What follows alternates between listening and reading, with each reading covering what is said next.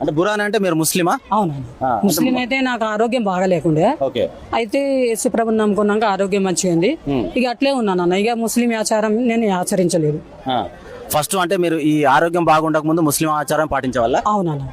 అంటే ఏమైంది, ఆరోగ్యం బాగాలేదంటే ఏం జరిగింది అసలు? అసలుకి నాకు చిన్నప్పుడు గుట్కలు తినే అలవాటు ఉన్నాను. గుట్కలు తినే అలవాటు. అది ఎప్పుడు అంటే 2005, 4 ప్రాంతంలో. ఎన్ని తినేది రోజు గుట్కలు? రోజుకి 10-20 గుట్కలు తినేదాన్ని. అప్పుడు రూపాయికి ఒక గుట్కనే ఉండే. ఓకే. అయితే 10-20 గుట్కలు తినేది. సిగరెట్లు తాగేవాళ్ళు. అంటే ఏమైంది, దానివల్ల ఏమైంది? ఈ గొంతుల లోపల అంతా ఖరాబ్ అయిపోయింది తిని తిని. ఇక హాస్పిటల్కి చూపించుకుంటే ఎంత తక్కువ అయ్యలేదు. మా ఇంటి పక్కల క్రైస్తవులు ఉండే. ఓకే.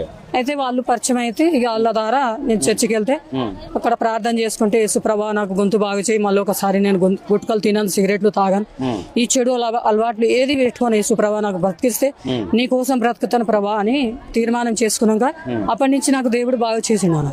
అంటే ఇప్పుడు హాస్పిటల్ బట్టి తగ్గలే కానీ చర్చికి పోయినప్పుడు తగ్గింది. అవునా. ఇప్పుడు నువ్వు పాటలు పాడుతుంటావు కదా బురాన్ గారు, ఎలాంటి పాటలు పాడుతుంటారు మీరు?